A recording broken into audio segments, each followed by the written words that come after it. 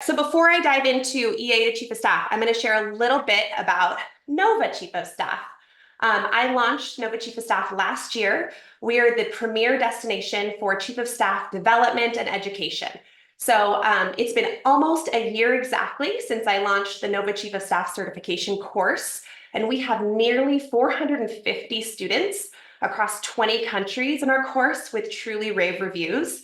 Nothing makes me happier and feel happier to just serve this community. So anyway, it's online, it's self-paced, and it includes personal touch points with me. Our course teaches Chief of Staff tactics, including business planning, rhythm of business, executive project management, strategic recommendations, events, offsite planning, digital storytelling, ghostwriting, and much more. This course is truly great for both aspiring and existing chiefs of staff. We've got tenure in our course of folks who've been chief of staff for many, many years and folks who are hoping to move into the chief of staff role. Over 50% of our students are high-level executive assistants. So traditional four-year education is not a requirement of the course. We're thrilled to share that the most common review that we receive from course graduates is that they leave with immensely greater confidence and validation that they can do the job of a chief of staff with the resources to hit the ground running. Our prices are going up at the end of the year. So if you've had your eye on Nova's course, now is the time to consider enrolling. You can start at any time. All students will have lifetime access. And that includes updates, new exercises, live sessions, all the things. So that's it about Nova. If you're interested in learning more, we recommend diving into our syllabus and really, truly going line by line and evaluating if those exercises are going to be beneficial to you. If you have questions, we're here for you. Email us at hello@novachiefofstaff.com. All right, so let's chat about all things EA to Chief of Staff.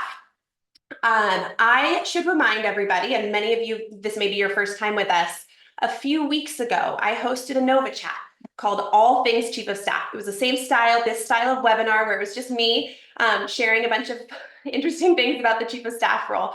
I will repeat a few of those things on this call, like definitions and comparisons to the EA role, but I won't go into deep detail about the Chief of Staff role because we just don't have time. So to watch that Nova chat that dives into the Chief of Staff role in great detail, visit our website, novachiefofstaff.com/Nova content. You'll see all of our previous Nova chats there. And this one, again, was called All Things Chief of Staff. So first, let's dive into Chief of Staff definition, comparison to EA role, and who makes a great Chief of Staff. So here's my simple definition of the Chief of Staff role. A Chief of Staff is a business leader's right hand and strategic thought partner focused on executing, organizing, and prioritizing the leader's business initiatives and driving transparency and alignment across the leadership team. A Chief of Staff exists to maximize the leader's time and exponentially increase their impact. Now, Chief of Staff roles vary greatly. They vary in seniority level. They vary in required education level. They vary greatly in salary. They vary greatly in the tasks at hand. This is because Chiefs of Staff exist across all industries. They exist across all different product categories and company types. They are very different from each other. The Chief of Staff role has a lot of variance because you are supporting a human, and every human has different strengths and opportunities, and every business has different areas that a leader should be attending to, or a Chief of Staff can be filling a gap for. However, there's so many differences, a lot of variance. However, the core purpose of the Chief of Staff role is the same everywhere. You're the leader's right hand. You're maximizing their time. You're focused on kind of that strategic execution, and you're really helping drive the executive team alignment. Additionally, the title of Chief of Staff can really vary. So I talk to aspiring and existing Chiefs of Staff every day. I've spoken with hundreds or thousands at this point, and there are at least 25, maybe 35 different titles that exist under Chief of Staff work. So I won't go into great detail about that, but we have a resource on our blog, novachiefofstaff.com/blog, that talks about the many titles of a Chief of Staff and gives a little direction for which one might be right for you based on different factors like company likelihood of adoption and your own seniority level, etc.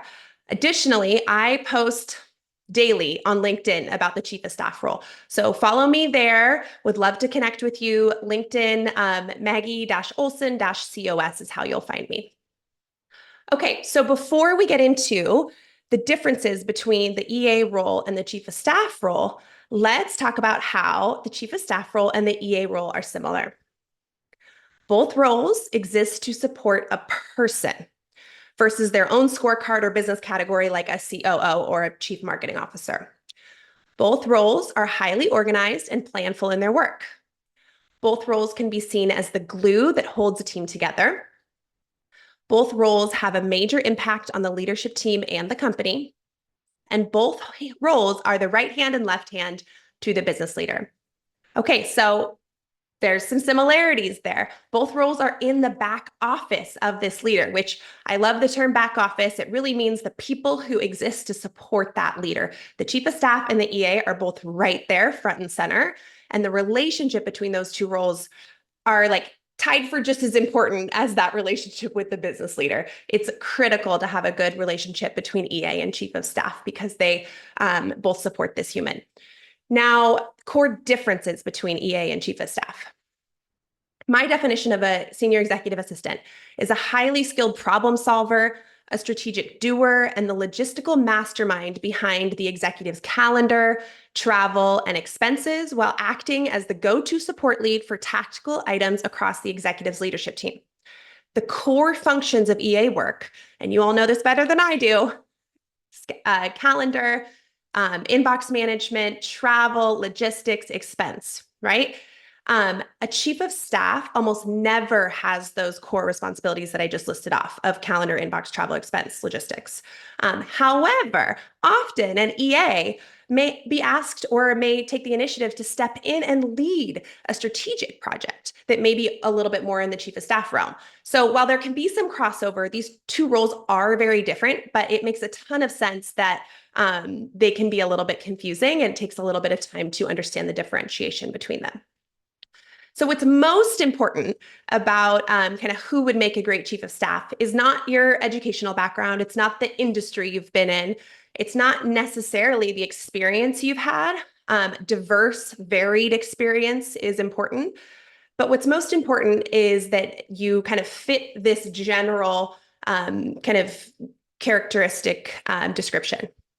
You're fast, you're driven, you're curious, you're growth-minded, you have strong executive presence, you're achievement focused, you have a high emotional intelligence, you love breadth of work versus depth in one area. I call this kind of that expert generalist. You're great at a lot of things. You're a problem solver by nature. You're solution oriented. You learn quickly. You ask great questions. You're collaborative.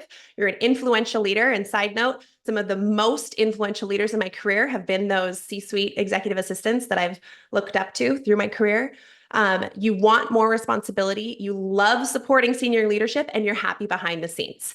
So I believe that those characteristics are the most important characteristics to understand who you should hire as a Chief of Staff and if you would make a great Chief of Staff. Okay, so next, we're going to talk about leveling up in your current role as an executive assistant. It's important here that I share that I do not believe in doing both jobs at once, the Chief of Staff role and the EA role. And I mean that both like in practice or in reality. I don't believe the two roles should be combined in a company. And I don't believe that as you're trying to get noticed and work towards that promotion into Chief of Staff, that you should take on both roles. You're likely not paid for it. Recognition is not guaranteed. You will get burnt out. And if you're still owning the core functions of EA work, you will not be able to effectively accomplish the strategic nature of the Chief of Staff job. So what we need to figure out together is where is the best place for you to add value today? And how do you do that? Usually that starts with reflection. And I don't know if you're like me, I always have to be reminded to reflect either by myself, a little note, or someone in my life. It's like, slow down a little bit, reflect. So this is my reminder to you. It starts with reflection. So we're going to just briefly kind of take a deep breath together on this call, close your eyes, and think about your job. Think about your job. Think about your leader. Think about the problems that exist in your executive's back office. Think about what they talk about a lot. Think about what's not getting done. Think about those processes that just, and those things that just keep coming up that feel clunky and could be smoothed out. Think about which leaders on your team, on your executive's team, are doing a really, really good job.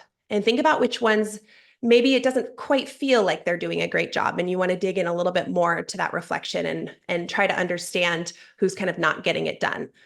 Think about the problems that keep coming up. Think about the feedback that keeps surfacing. When you have 20 or 30 minutes of your own time to reflect, go back and do this exercise. It's really, really important to set you up for the next steps here.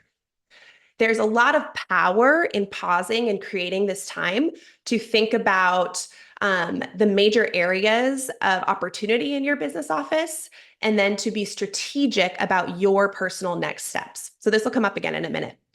We're going to talk about now how you can actually level up tactically. First, everybody can increase their networking game. Here's some things for you. Are you having one-on-ones with everybody on your leader's executive team? If not, initiate them. You want to find out what's going well. What are their pain points? What are their key priorities in their business? The more information you're consistently gathering, the better.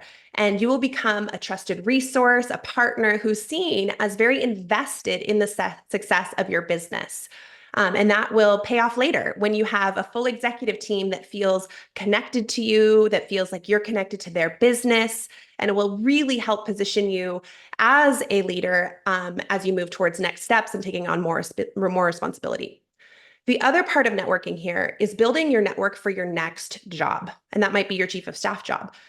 EAs and chiefs of staff have the gift of learning a business from the top down. Who are the key players? What work are you drawn to?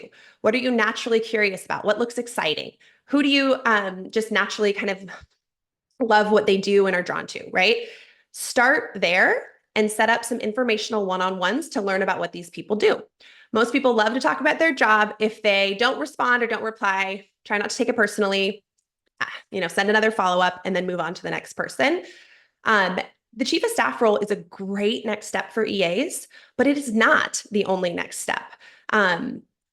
EAs are involved in so many areas of the business, right? Project management and marketing and HR and events. And if you're truly using your network to your advantage, you are going to build this wonderful kind of umbrella of people, this big network bubble map of folks that you can interface with and learn from to consider next steps for you. Okay, so additionally, if we want to think about increasing your strategic impact in your day-to-day of your current job, based on that reflection exercise, I want you to think about what's most needed and what you're best suited to jump in and help with. So here's some ideas. Is your leader prepared for every meeting and event they step into? Do they get a brief for every meeting? Do they know that they went to the same college as the salesperson they met with last month? Like, are they briefed? If not, this is some low-hanging fruit, and you could build a process to brief your leader every time they step into an important engagement. You could build the process, you could be the brief builder, you could work with the sales team or other back office folks to help with this process, but this can add a lot of value to your executive. Next, are there external engagements that your leader should be attending? For example, CEO conferences, forums to offer thought leadership, business development opportunities. Put strategic recommendations together. Research, talk with other kind of EAs to CEOs. Use those groups that you're members of, right? And figure out what should your leader be attending that can add value, both internally with your company to share those internal priorities externally, but also to bring that external environment internally to your business. So research, figure out what your leaders should be attending, and put strategic recommendations together that get them to the places they should be going. Next, does your leader have a ton of awesome ideas all the time and nowhere that they land? And this is pretty common. CEOs, founders, visionaries have lots of ideas about their business. And sometimes it can feel like idea whiplash to the team. It's like, okay, what are we chasing? What are we doing? Now, the ideas that land within one of their executive team's kind of business categories, that's great. They will capture them. But often, most of the time, a founder, CEO, business leader has a ton of ideas that don't necessarily land in a perfect little place. You have the opportunity here to be their executive project manager, to organize, prioritize, capture, and follow up on all of these strategic initiatives. Even if it means that they're just kind of sitting there, they're not lost. We have a template for you at Nova in our free resources section of our website that can help you get started as an executive project manager for your leaders' millions of business initiatives. Okay, next, are there opportunities to drive alignment across your executive's leadership team? Maybe it's a simple process, a template, or a tool that you can create to help the executive team feel more in the loop. Maybe it's a visibility tool or something to drive transparency. Think about this question during your reflection exercise. There could be a simple process that you jump into that adds a lot of value and puts you at the center of that problem solving. Finally, in this kind of tactical approach to leveling up, be the eyes and ears for your team's culture. EAs are often at the heart of the organization. In fact, just a couple of days ago, I posted an analogy about the human body and the CEO, the chief of staff, and the EA. And I agree, the EAs are often at the heart of the organization. You are probably already the shoulder that people lean on. You're absorbing a lot. You're listening a lot. Listen actively, continue to stay connected to the team culture, and strategically look for opportunities where you can connect some dots and present some quick wins to your executive team or your leader to help everyone be happier and more successful. They will start showing up when you start thinking this way, I promise. All right, next, be present and speak up more. Start to share your thoughts and ideas to make the business better and start doing it more. It's okay if they don't all land, and it's pretty common not to feel heard, especially as a woman, but don't let that stop you. If you have a great idea, share it. And if it's really excellent and you know it's excellent, put a recommendation together for why it's needed and how it can get done. Second here is just be more present when it matters. I would suggest working with your leader and reviewing their meetings and asking to attend the ones that would help you gain a better understanding of the business and the executive team priorities. Sit into those meetings, pay attention, learn, maybe ask a few questions in the meetings, or maybe wait and ask them later of the person facilitating. You will start to get ideas of how to affect your business positively. Okay, so that's a lot of stuff.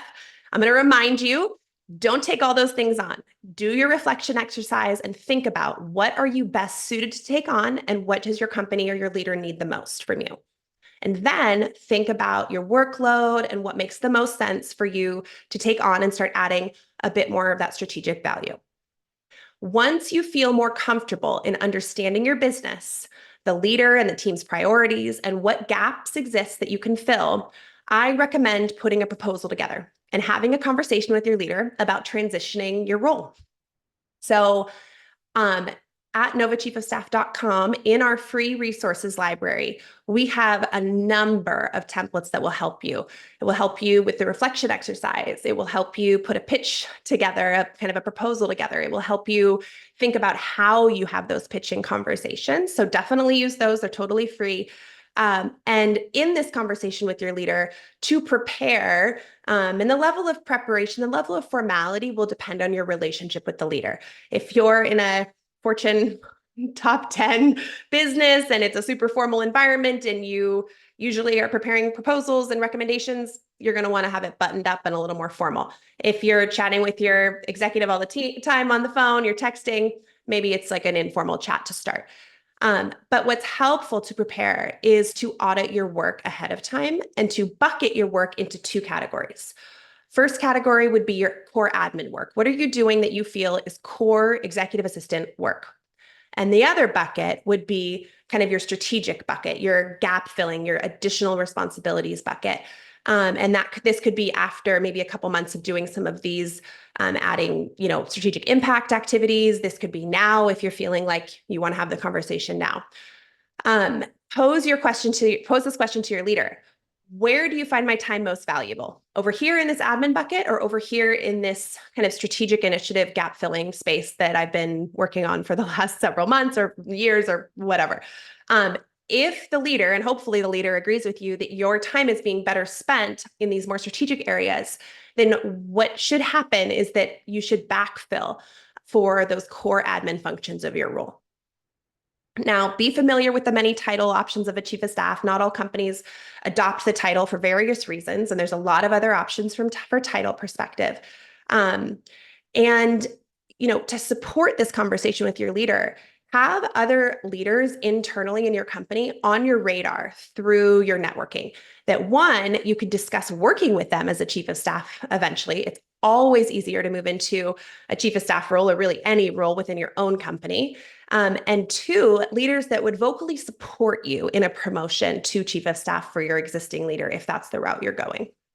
Now, during the transition to chief of staff, your leader's positioning and support of your new role is vitally important, and they really need to lead that change management. So while you're having these transition conversations, it's helpful to outline what their communication plan should be or could be, to help you land in that role most successfully. So the leader should be communicating to their team more than once about this change. They should be outlining your new responsibilities, talking about your old responsibilities and who would be the new point person, and positioning you intentionally and repeatedly in this new strategic higher level leadership role as a chief of staff. And again, it has to happen repeatedly. Change management is not just a one-time email that gets sent out with a couple words about a job change. So finally, this is a lot, right? Build your resources. If Nova Chief of Staff sounds like a great option for you to build confidence and hands-on practice doing the things chiefs of staff do every day, I do encourage you to check out our syllabus, dive in line by line, and see if at least half of the assignments would be beneficial to you. At that point, we, always recommend enrolling, and we'd be happy to connect you with a course graduate who can share their experience with you as well. So, as a reminder, pop your questions into the chat. I'm going to go through a couple more topics here, but I'm pretty quickly here going to move to Q&A.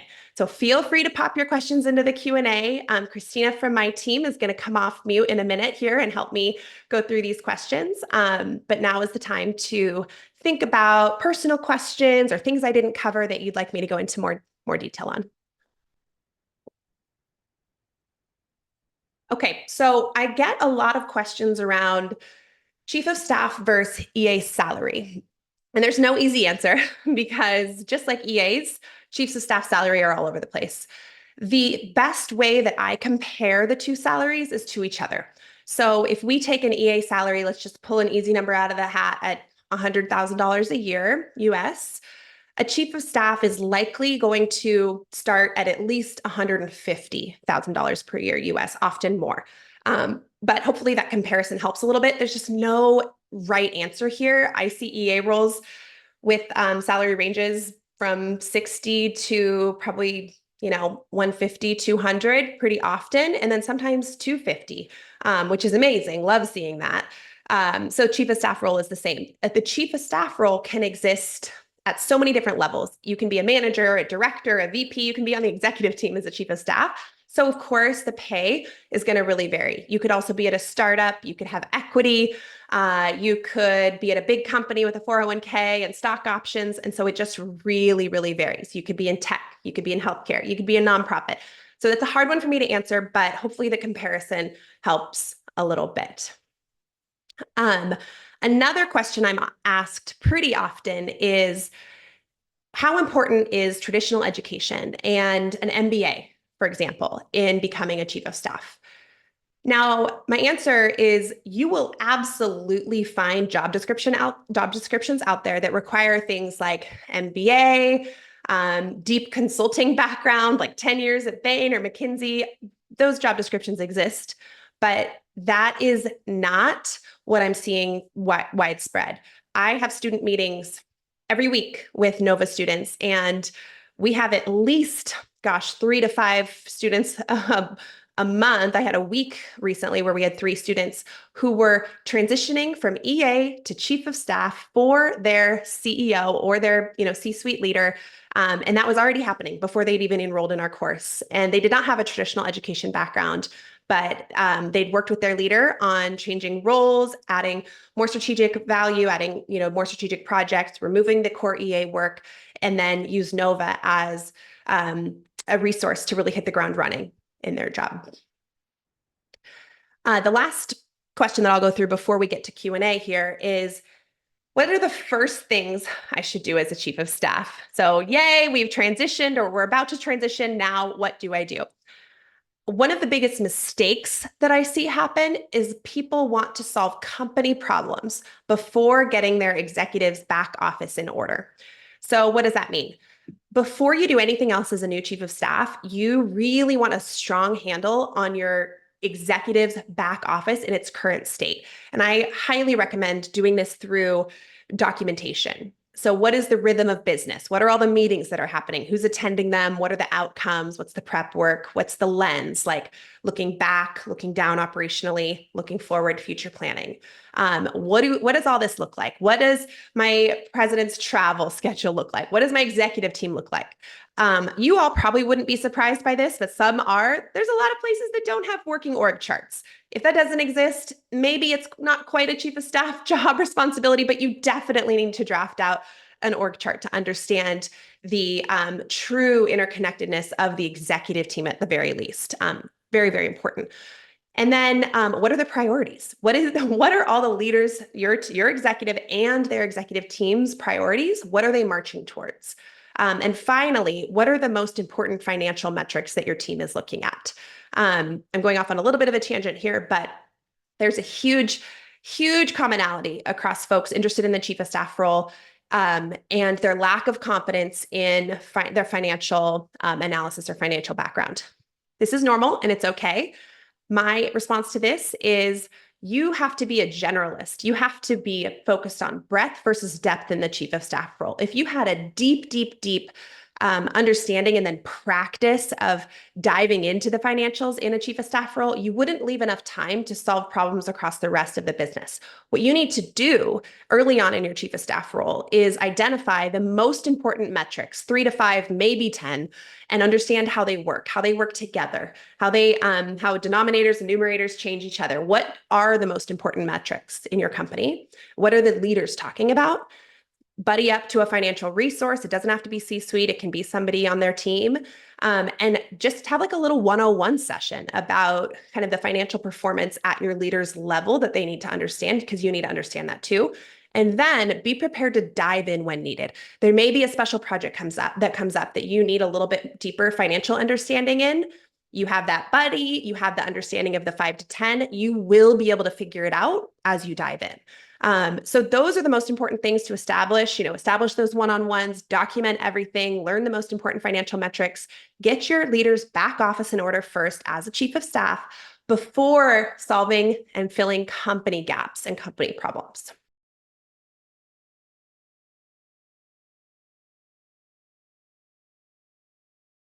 Executive assistant who's likely been in their role longer, usually, and the chief of staff who's likely more new in role, that the EA approaches with a teaching mindset and that the chief of staff approaches with a learning mindset.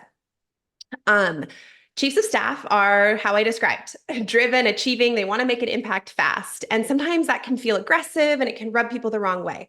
So from the chief of staff perspective, it's important that you don't come in trying to make a bunch of changes right away. You need to learn the business. You need to learn the back office, like I was just saying, figure out current state before you then go and try to make changes. When you plan to make changes, it should be collaborative.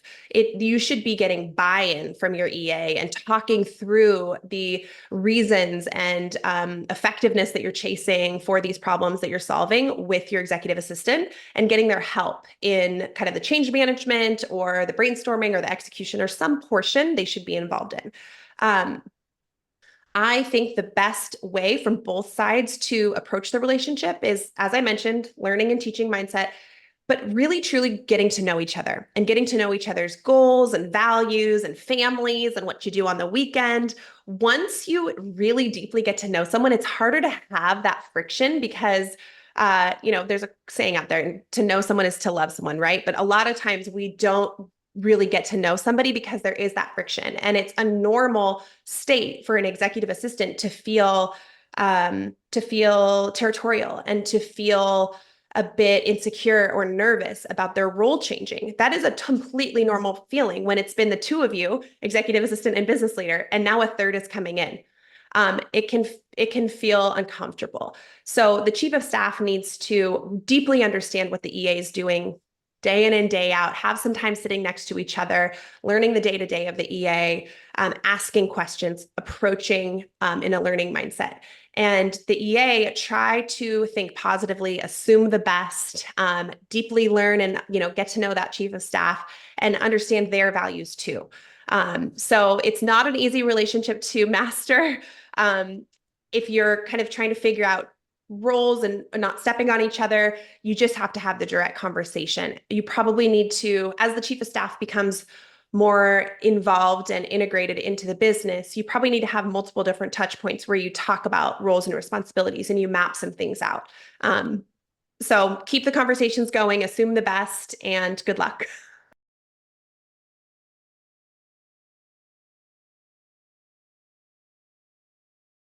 Some people may just sort of have it and other people may feel like they don't have it, but they might have it. But I don't believe that it can't be taught. I think that it can be learned, it can be taught. And the best way to do this is to observe other people. So what even is executive presence, right? We go through this in the course a bit. It's that ease and comfortable nature interfacing with senior leaders and doing so in, I guess, a nature that is polished. So maybe you're a super casual person that is like super touchy, or you swear a lot in your normal life, or, you're talking about things that might not be work related topics. It's the awareness of what that looks like for you, and then what that looks like for you at work. You do not want to be a different person at work than you are at home. Being authentic and genuine in who you are is the goal, because you don't gain trust by being inauthentic to who you are. So be you. But there's a level of understanding depending on who you're working with. As I mentioned earlier, you may be in a Fortune 10 C-suite, or you may be in a tech startup with a 22-year-old founder who wears a sweatshirt every day. It just depends on your environment. So observe those leaders, observe somebody that maybe you look up to and see how they interface, see what their body language looks like, what their kind of cadence and thought and speech looks like. There's some articles, read some articles, research a little bit, and maybe get some feedback. Reach out to somebody that you trust in your organization and have a coffee with them and say, hey, is there anything you'd recommend that I work on from an executive presence perspective? Anything when I'm in meetings or when I'm facilitating or when I'm talking to an executive, do you have any feedback for me? So I'll stop there, but hopefully there's a couple nuggets in there that will help.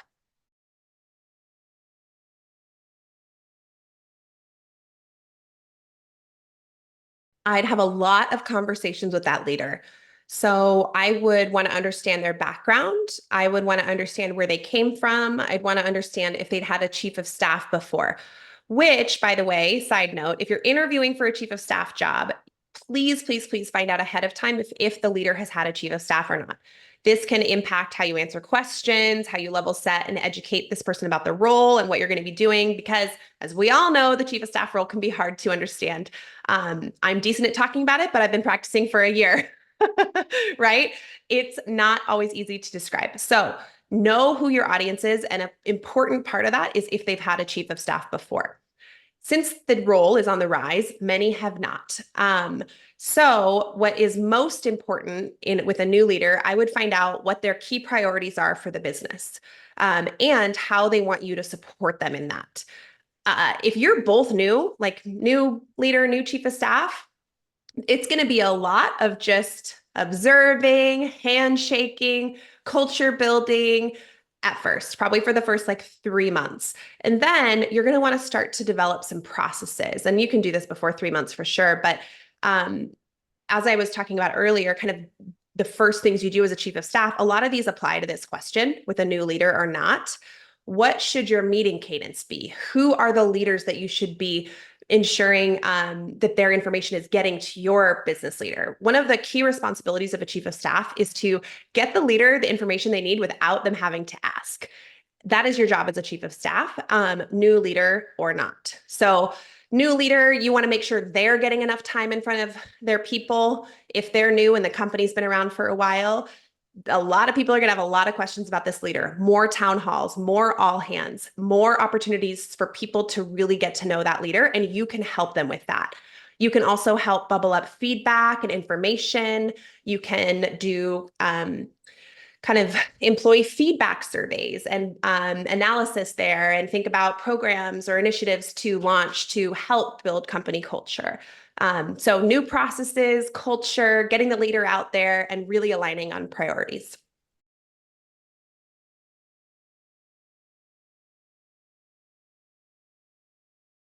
This EA role is so important, and it's been widely known by entrepreneurs and founders and business leaders and CEOs for a long time that they need this admin support.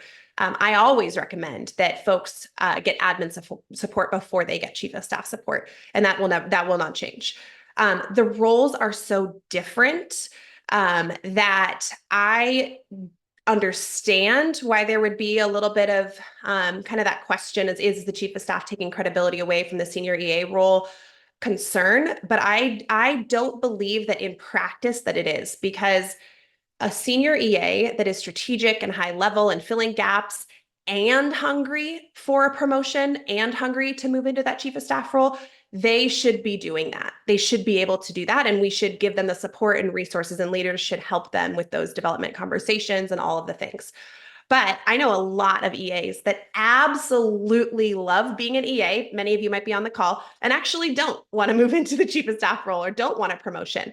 But you're looking for more ways to add strategic value, gaps to fill, different ways to think about things, more resources. This conversation is also for you, right? So I think they're two separate roles. I understand that there would be a little friction or concern that maybe the chief of staff role is pulling from the EA bucket, but it is just a completely different role. A chief of staff, at the end of the day, a chief of staff is rarely ever doing the core functions of admin work. So I do think that they're in completely different buckets.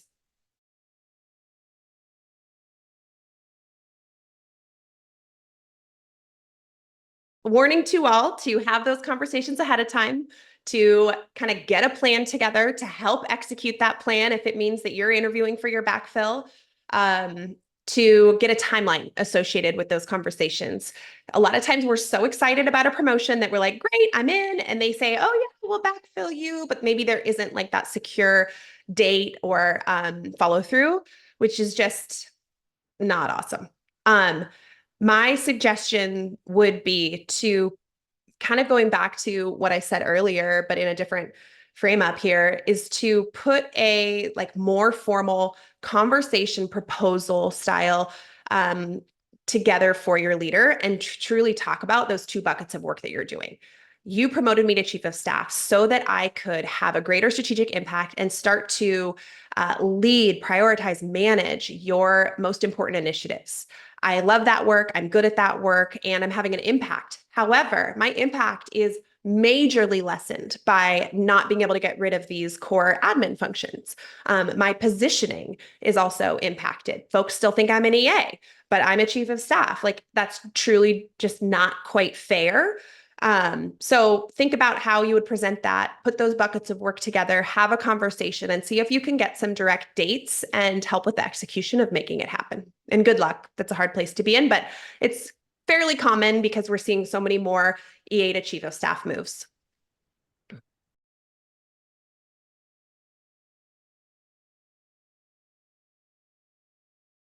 An effective chief of staff is supporting one leader. One leader is more than enough. And the EAs on the call are probably like, oh my gosh, some of them are probably supporting like 3 C-suite or more. You know, that's a lot. So for a chief of staff, though, you are truly, truly, truly responsible for managing that one leader's most important initiatives, for driving alignment across the entire leadership team, for being the eyes and ears of team culture, for giving that feedback to the leader. And what's beautiful about it is that you're not aligned to anybody else. So you do not have a attachment, or you don't owe anybody else anything but your leader. You can't be an effective chief of staff if you're being a chief of staff, which really isn't possible for more than one leader, because it truly exists to support one human.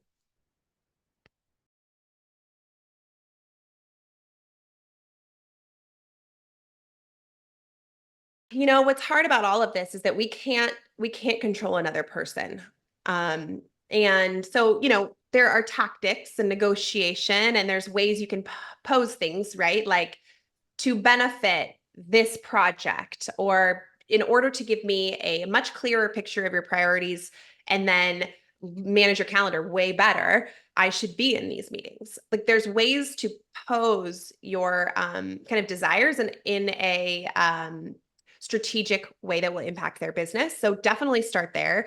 Now, an old school leader may also just not ever think of promoting their EA to chief of staff, which is unfortunate, but it's just the case. So in those situations, I recommend really looking more, company-wide at your whole organization, and identifying chief of staff jobs that may exist in your company under different titles. Because a lot of times there's a chief of staff that exists, but there's no title to it. So people don't really know they're a chief of staff if they aren't in this chief of staff world that we're in. Or you may not know that they're a chief of staff because there's no chief of staff title. So how do you do that? Often, somebody who's doing chief of staff work could be under a title and much more junior. Like, let's say you report to the CEO and they have a EVP that reports to them, and then they have directors that report to them. There may be someone on this director's team or on a VP's team that is preparing all the material for that director's all hands. The person who's preparing the priority material for the director's boss to then take to the CEO's meeting, right? Who is the person supporting that human leader behind the scenes? That is often the person acting as a chief of staff, just under a different title. Business operations, business planning. There's many. I've shared the blog with you already, but figure out who those folks are. And that's helpful because sometimes, especially at like a major, huge company, the chief of staff roles are extremely senior. And so the best way to get into chief of staff work is to identify where the chief of staff work is being done, maybe at a more junior level, and get in there. A C-suite EA, oh my gosh, who's the characteristics that I explained, could make an incredible, business planning manager who's truly the chief of staff for this director or this VP.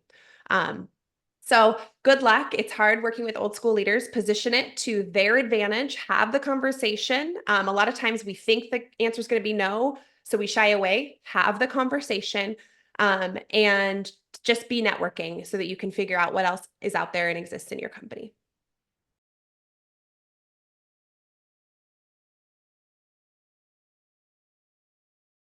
I do not believe that you should be applying to a job that you do not match the listed qualifications for.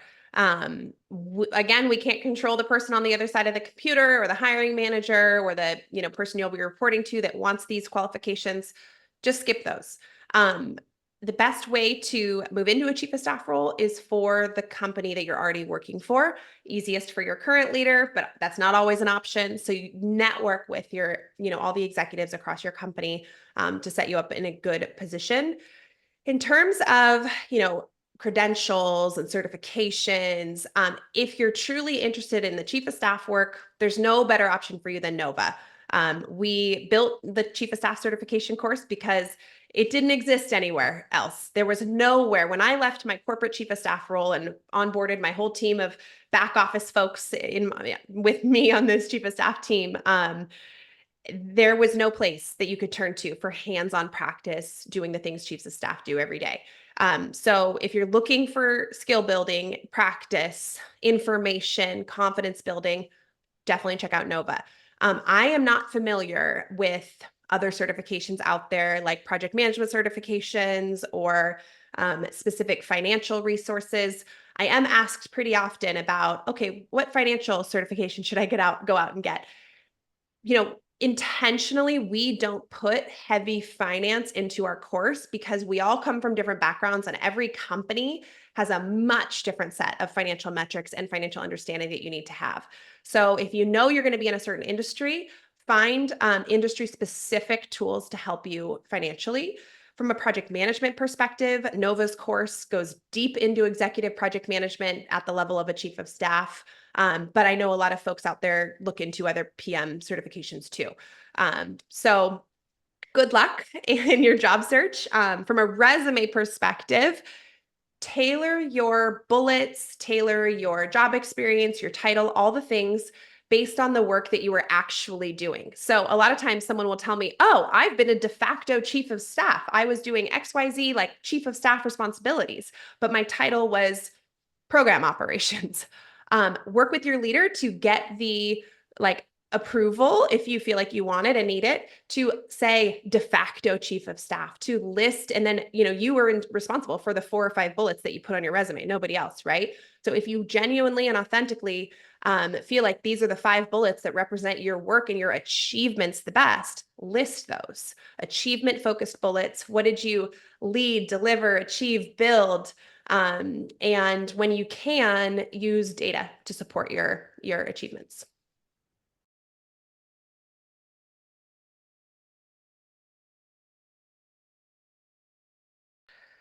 Oh man. Um, it was a lot harder for me in my 20s. I'm 38 now, I think. So I've figured it out a little bit. But truly, I think it's all about just in life is figuring out what brings you joy and sticking to those things. What brings you peace, what brings you joy, and how do you do that every day, which is not easy. Simple, but not easy. So for me, it's making sure I have time alone, time outside in nature, have exercise, and then I'm, very present, very focused at work. I've got a lot of quality time with my family in the morning and the evening. And now that I have a baby, I'm just like hyper focused on that productivity, but in all of those areas. So it's not easy. I think you have to be super vigilant with prioritization, super vigilant with kind of those boundaries. But you have to get a lot done too. So what brings you joy? You will be happier. You'll be a happier person and more successful at work if you can figure out what those things are and they show up every single day.